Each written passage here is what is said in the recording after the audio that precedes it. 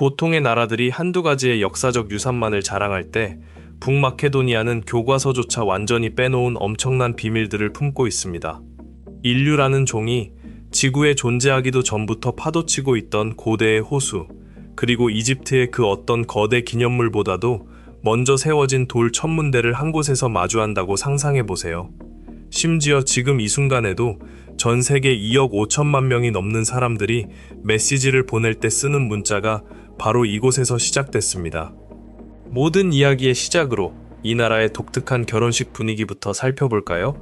마케도니아의 전통 시골 결혼식에 가보면 이방인의 눈에는 마치 일촉즉발의 대치 상황처럼 보이는 기묘한 광경을 목격하게 됩니다. 신랑과 일행이 신부의 집 앞 마당에 도착하면 신부 측 남자 형제들이 팔짱을 낀 채 단단히 문을 가로막고 서 있습니다. 절대 순순히 비켜주지 않죠. 여기서 신랑이 슬쩍 통행세를 건네며 상징적인 대가를 치르고 나서야 비로소 문이 열리고 신랑이 들어설 수 있습니다. 현지인들은 이를 신부 사기, Buying the Bride라고 부르는데 모두가 이 유쾌한 연극의 대사를 완벽히 숙지하고 있습니다. 하지만 문을 통과한 건 겨우 1라운드에 불과합니다. 다음은 처남이 나설 차례입니다. 처남은 일부러 신부의 발보다 한 치수 크게 산 웨딩 슈즈를 들고 와서 신발이 신부의 발에 꼭 맞을 때까지 그 안에 지폐를 한 장씩 채워 넣기 시작합니다. 이 정성스러운 의식이 끝나야 신랑은 마침내 신부의 얼굴을 마주할 수 있습니다. 결혼 반지 사이로 혹은 방 저편에서 신부를 바라볼 때 신부는 이 대사를 3번 반복합니다. 이 반지 너머로 당신을 바라보며 당신의 마음속으로 들어갑니다. 돈이 오가지만 결코 물질적인 거래가 아닙니다. 이건 온 동네가 함께 즐기는 하나의 거대한 안방극이자 지금 살아있는 그 누구가 태어나기도 훨씬 전부터 이어져 온 전통입니다. 게다가 이건 시작에 불과합니다. 진짜 마케도니아 결혼식은 보통 2-3일 동안 이어지며 수백 명의 하객이 몰려들고 라이브 밴드와 행렬이 온 동네 거리를 들썩이게 만듭니다. 신랑 측이 신부 집에 도착하기도 전에 말이죠. 만약 여러분이 생각하는 결혼식이 엄숙한 분위기 속에서 조용히 서약을 주고받는 것이라면 이 모든 과정이 그저 소란으로 느껴질지도 모릅니다. 하지만 이곳 사람들에게 이 소란스러움은 곧 기쁨 그 자체입니다. 이 에너지를 잘 기억해 두세요. 앞으로 펼쳐질 이 나라의 모든 이야기가 바로 이 활기찬 흐름 위에서 움직이니까요. 결혼식 때마다 하는 가짜 납치극도 대단해 보이지만 여기 1년에 단 한 번, 온 나라의 에너지를 단 하나의 결혼식에 쏟아붓는 마을이 있습니다. 데바르. 데바라는 마을 근처의 가파른 산길을 오르다 보면 1년의 대부분을 텅 빈 채로 보내는 유령 같은 마을, 갈리치닉을 만나게 됩니다. 띄엄띄엄 자리한 돌집들, 희박한 산속 공기, 그리고 귀가 먹먹할 정도의 고요함만이 감도는 곳이죠. 그러다 7월 중순이 되면 이 마을은 갈리치닉 웨딩이라는 축제와 함께 단숨에 잠에서 깨어납니다. 이 축제에는 사람들이 절대 잊지 못하는 특별한 전통이 있습니다. 수많은 커플이 신청서를 내고 그중 오직 단 한 쌍만이 선발되어 이 광장에서 수백 년 전통의 갈리치닉 스타일로 결혼식을 올릴 기회를 얻습니다. 전국의 수천 명의 인파는 물론 해외에서까지 이 광경을 보러 몰려들죠. 이틀 동안 이어지는 이 결혼식은 마치 오래된 유화 속에서 방금 튀어나온 듯한 전통 의상, 북과 피리 소리, 그리고 무엇보다 남성들이 추는 느리고 묵직한 춤인 테스코토로 가득 차오릅니다. 이 춤은 정말 눈으로 직접 보셔야 합니다. 이 춤이야말로 이 축제의 영혼이기 때문입니다. 테스코토는 하르프를 그대로 풀면 무거운 것을 뜻합니다. 무용수들은 무겁고 서두르지 않으며 마치 슬픔을 짓누르는 듯한 걸음걸이로 춤을 추기 시작하는데 점차 힘이 고조되면서 온 광장이 하나의 거대한 살아있는 유기체처럼 출렁이기 시작합니다. 이 춤은 과거 모진 역사의 아픔과 먹고 살기 위해 정든 고향을 떠나 타국으로 향해야 했던 이들의 한 센에서 비롯되었습니다. 슬픔과 자부심, 그리고 이 지역 전체의 기억이 이 하나의 춤에 고스란히 접혀 들어가 있는 셈입니다. 우리가 하객 식사 테이블 배치나 누구 옆에 누가 앉을지 고민하며 밤을 지새울 때 이곳에 행운 가득한 한 커플은 온 산골 마을과 전 세계에 흩어져 있던 동포들이 자신들을 축하하기 위해 찾아오는 경이로운 순간을 선물 받습니다. 고요한 산골 마을을 뒤로하고 수도로 향하면 스콥제라는 도시가 여러분의 발걸음을 완전히 멈추게 만들 것입니다. 도시 중심부에 들어서는 순간 가장 먼저 시선을 압도하는 것은 바로 동상들입니다. 정말 말 그대로 사방에 널려 있습니다. 뒷발을 지켜든 말 위의 기사들, 사자상, 왕과 영웅들, 구두닦이통 앞에 구부정하게 앉아있는 어린 소년의 동상까지 분수대, 기둥, 다리 전체가 청동 동상이 자라나는 것 같다며 실제로 구두닦이 소년 동상을 이정표 삼아 호텔을 찾아갔다고 고백하기도 했습니다. 이 진풍경은 스코페 2014라는 대규모 국가주도 프로젝트에서 시작되었습니다. 도심 중심부를 거대하고 웅장한 신고전주의 양식으로 완전히 뜯어고친 것이죠. 수도에 보다 자랑스럽고 무게감 있는 정체성을 부여하고 관광객을 끌어모으기 위한 일종의 국가 재건 사업이었습니다. 그렇게 단 몇 년 만에 거대한 동상과 분수대, 화려한 건물 외벽들이 순식간에 들어섰습니다. 과정이 순탄치만은 않았습니다. 양측 모두 나름의 타당한 이유가 있으니까요. 다만 한 가지 확실한 것은 이 풍경을 좋아하든 싫어하든 그 누구도 이곳을 보고 아무런 감정 없이 떠날 수는 없다는 점입니다. 그리고 이 수많은 청동상 사이를 가로지르는 바르다르 강 위에는 16세기에 지어진 돌다리, 스톤 브리지가 굳건히 서 있습니다. 도시 대부분을 폐허로 만들었던 1963년의 대지진 속에서도 살아남은 유서 깊은 다리입니다. 한쪽 기슭에는 진짜 역사적인 돌다리가, 다른 쪽 기슭에는 번쩍이는 새금속 동상들이, 화려한 동상들과 낡은 골목길 사이를 거닐다 보면 문틀이나 자동차 룸미러 혹은 사람들의 목덜미 아래에서 달랑거리는 작은 파란색 부적을 자주 보게 될 것입니다. 여기에는 다 이유가 있습니다. 현지인들은 이것을 나자르 등상이라고 부르며 악마의 눈, 이블 아이를 막아주는 부적입니다. 이 부적에 담긴 믿음은 아주 오랜 역사를 자랑합니다. 원리는 간단합니다.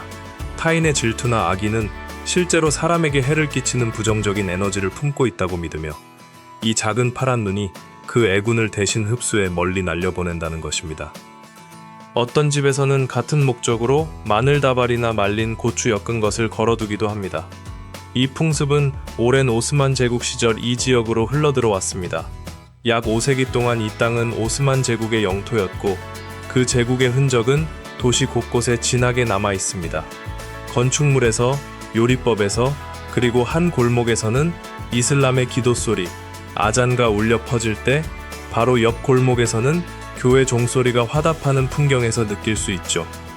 흥미로운 점은 이 이슬람계 풍습이 이 나라의 깊은 정교회, 신앙과 아무런 거부감 없이 나란히 공존한다는 사실입니다. 수백 년 된 교회 안에서 경건하게 촛불을 밝히고 나온 사람이 길가에 주차된 자신의 차룸 미러에 파란색 부적을 걸어두는 모습을 쉽게 볼 수 있습니다. 이들에게는 전혀 모순이 아닙니다. 따라서 여러분이 이 나자르를 알아채기 시작하는 순간 작은 파란 눈 하나하나가 전하는 이 땅에 겹겹이 쌓인 장대한 역사를 비로소 정면으로 마주하게 되는 것입니다. 자, 이제 고대의 미신에서 벗어나 외국인 여행객들이 들으면 귀를 의심하게 만드는 현대의 독특한 법규 하나를 소개해드리겠습니다. 북마케도니아에서는 술을 조금이라도 과하게 마셨다면 조수석에 앉을 수 없습니다. 잘못 들으신 게 아닙니다. 운전자가 아니라 동승자 이야기입니다.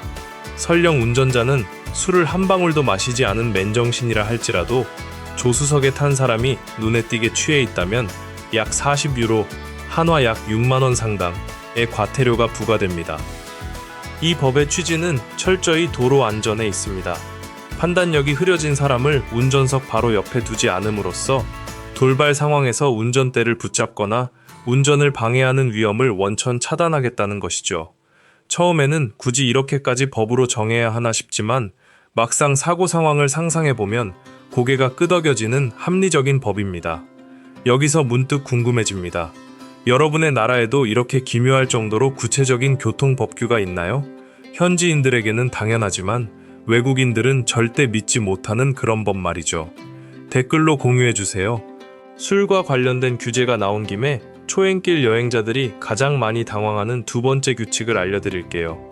북마케도니아의 모든 상점과 대형 마트에서는 저녁 특정 시간 이후로 주류 판매가 엄격히 금지됩니다. 일반적으로 겨울철에는 저녁 7시, 여름철에는 밤 9시가 그 마지노선입니다. 밤 10시쯤 와인 한 병을 사러 편의점에 방문했다가는 빈손으로 돌아와야 할 확률이 높습니다. 여기서 유용한 팁 하나, 이 규칙은 오직 소매점에만 적용됩니다. 최근에는 이 규제를 완화하자는 논의가 간헐적으로 나오고 있으니 여행을 떠나기 전 최신 정보를 꼭 다시 확인해 보시는 것을 추천합니다. 그럼에도 불구하고 이 법이 수년간 유지되어 온 배경은 이곳의 독특한 삶의 리듬을 잘 보여줍니다. 마케도니아는 캔맥주 하나를 대충 사들고 가며 마시는 문화가 아니라 카페의 나라에 가깝습니다. 사람들은 카페나 광장에 자리를 잡고 앉아 커피 한 잔을 시켜두고 몇 시간 동안 대화를 나누며 흐르는 시간을 보내기 위한 훌륭한 핑계죠. 솔직히 바쁘게 사는 현대인들에게 참 필요한 여유가 아닙니다. 시간을 보내기 위한 훌륭한 핑계죠. 솔직히 바쁘게 사는 현대인들에게 참 필요한 여유가 아닙니다. 좋습니다. 이제 소소한 이야깃거리들은 잠시 접어두고 마주하는 순간 모두의 말문을 막히게 만드는 이 나라의 진짜 보석으로 향해 보겠습니다. 이 나라 남쪽에는 오흐리드 호수, 레이크 오릿가 있습니다. 이곳을 그저 경치 좋은 호수라고만 표현하는 건 엄청난 결례입니다. 이곳은 지구상에서 가장 오래된 고대 호수 중 하나이기 때문입니다. 학자들은 이 호수의 나이를 무려 200만 년에서 300만 년 사이로 추정합니다. 감히 상상조차 하기 힘든 아득한 시간이죠. 깊이 또한 수심 89m에 달해 발밑으로 거대한 물줄기가 끝없이 펼쳐져 있습니다. 하지만 진짜 경이로운 점은 따로 있습니다. 오흐리드 호수는 아주 오랜 세월 동안 외부와 고립된 채 존재했기 때문에 호수 안의 생태계가 마치 물속의 갈라파고스처럼 자신들만의 독자적인 방향으로 진화해 왔습니다. 달팽이, 스펀지, 벌레류를 포함해 지구상 오직 이 호수에서만 서식하는 고유종이 200여 종이 넘습니다. 특히 이곳의 명물인 오흐리드 송어는 현지인들이 거의 경외심에 가까운 태도로 대하는 특별한 물고기입니다. 호수 전체가 살아있는 천연박물관인 셈이죠. 유네스코가 이 호수를 세계유산으로 지정한 이유이자 자연유산과 문화유산을 동시에 인정받은 세계에서 몇 안 되는 귀한 장소인 이유가 바로 여기에 있습니다. 호숫가를 따라 형성된 오흐리드 마을 역시 호수만큼이나 깊은 역사를 간직하고 있습니다. 붉은 지붕과 아담한 교회들이 언덕을 따라 수놓아져 있죠. 그 중에서도 절벽 끝에 아슬아슬하게 매달려 호수를 내려다보고 있는 카네오의 성 요한교회, 세인트 존 앳 카네오는 아마 여러분도 어디선가 사진으로 한 번쯤 보셨을 법한 풍경입니다. 물가에 서서 저 멀리 알바니아의 산맥을 바라보고 있으면 이곳을 다녀간 이들이 왜 그토록 입을 모아 찬사했는지 비로소 깨닫게 됩니다. 사람들은 이곳의 화려한 해변을 기억하는 게 아닙니다. 오직 그곳에서만 느낄 수 있었던 완벽한 고요함을 가슴에 품고 돌아갑니다. 그리고 이제 이야기는 우주로 향합니다. 이 호수가 얼마나 특별했으면 그 이름이 아예 지구를 떠나 우주에 새겨졌을까요?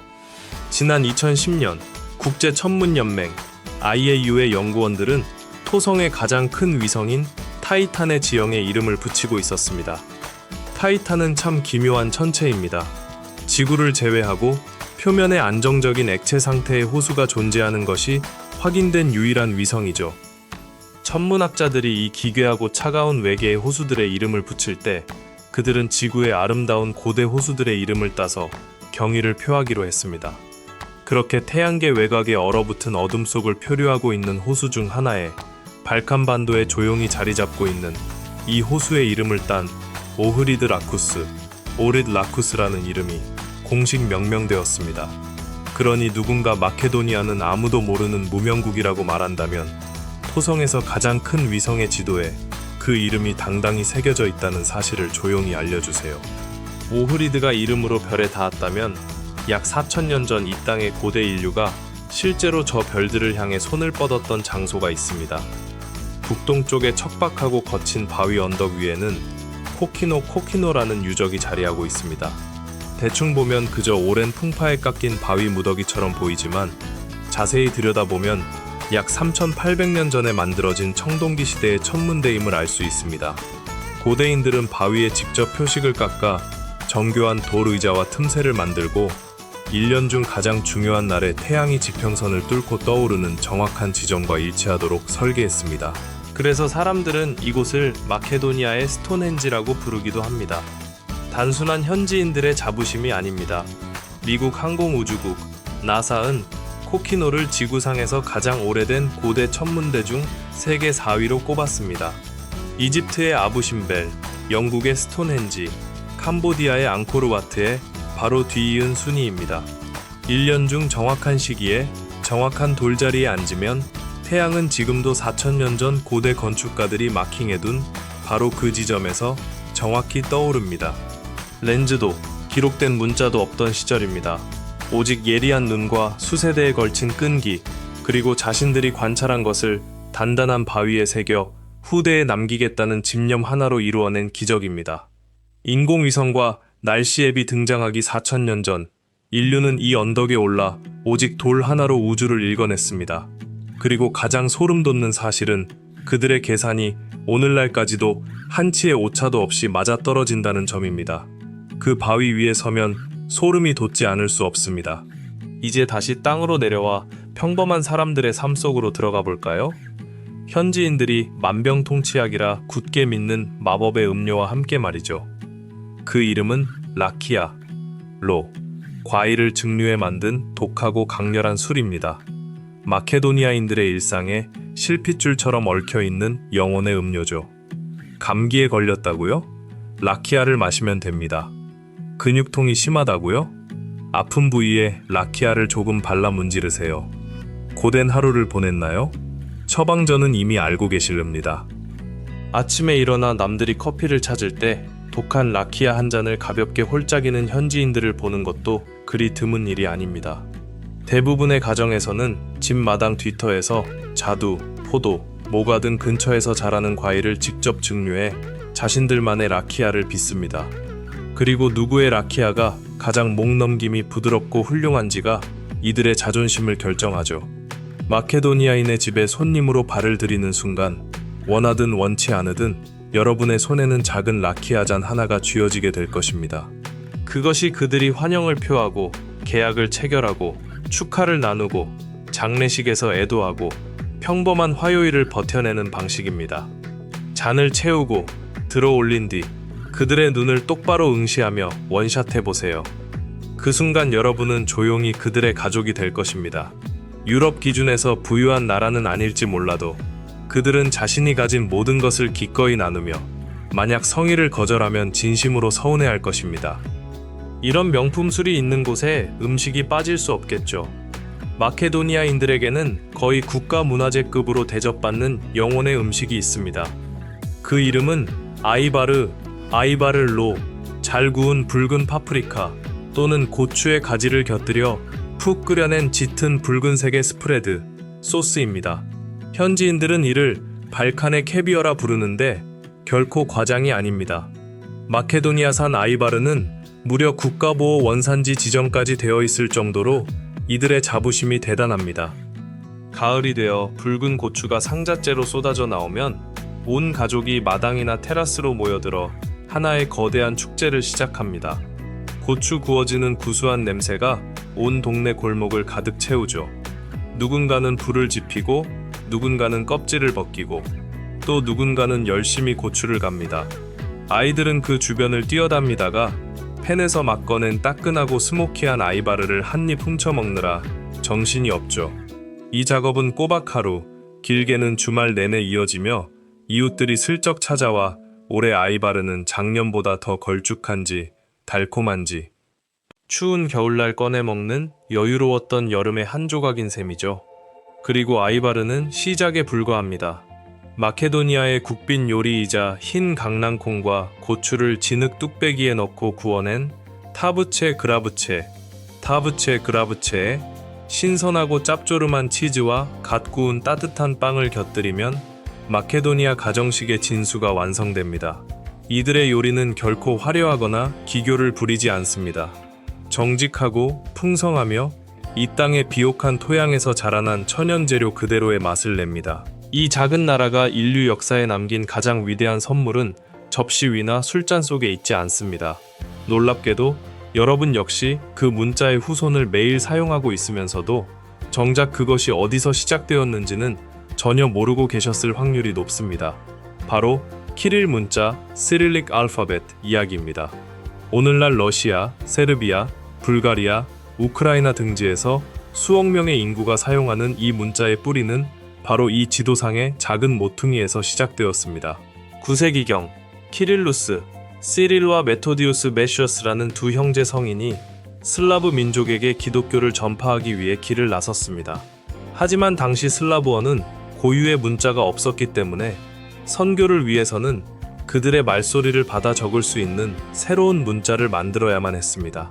두 형제의 연구와 그 제자들의 헌신적인 노력 끝에 초기 슬라브 문자가 탄생했고 이것이 발전하여 오늘날 우리가 아는 키릴 문자가 되었습니다. 그가 세운 학교는 중세 슬라브 학문의 거대한 중심지로 성장하여 수천 명의 인재를 양성했고 이 지역 전체로 문자를 확산시키는 엔진 역할을 했습니다.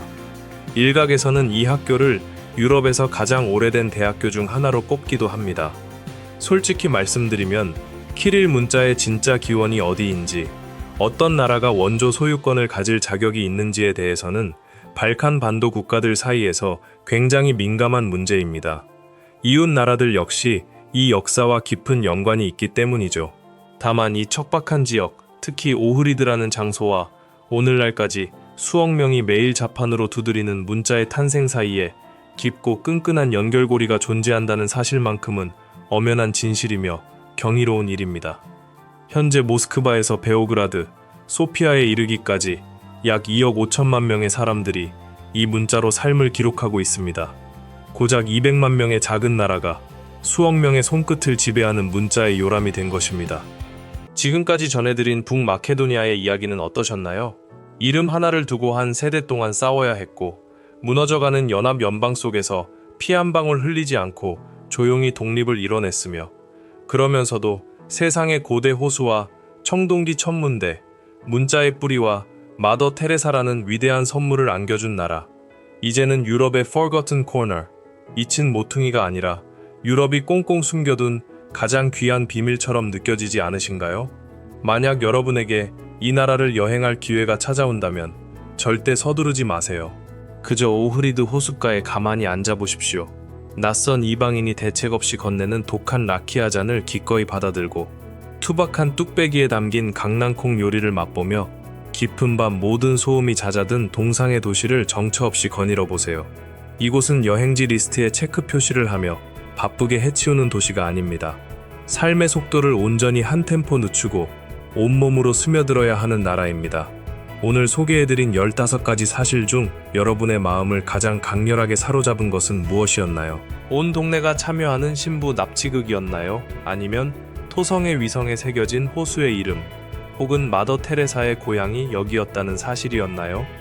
만약 북마케도니아나 발칸 반도에 연고가 있으신 분이 계신다면 여러분의 고향을 가장 자랑스럽게 만드는 매력은 무엇인지 댓글로 공유해주세요. 제가 하나하나 다 읽어보고 소통하겠습니다. 영상이 유익하셨다면 구독과 좋아요 부탁드리며 채널에는 아직 여러분을 기다리는 수많은 나라의 흥미진진한 이야기들이 가득합니다. 그럼 다음 여행지에서 만나요.